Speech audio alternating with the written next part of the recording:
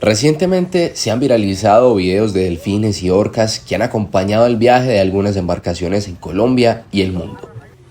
La más reciente fue en el Pacífico colombiano, específicamente en Bahía Solano, donde pescadores de la zona lograron captar una manada de delfines que los acompañó durante parte de su viaje. Un caso similar se registró en el estado de California algunos días atrás. En los videos que circulan en redes se pueden ver miles de esta especie brincando sobre las aguas, muy seguramente en un viaje migratorio. En Argentina, por ejemplo, embarcaciones captaron orcas surfeando en las olas de sus costas. Otro avistamiento de fauna marina maravilló las aguas de Río Hacha, en La Guajira, a solamente 13 kilómetros de la playa.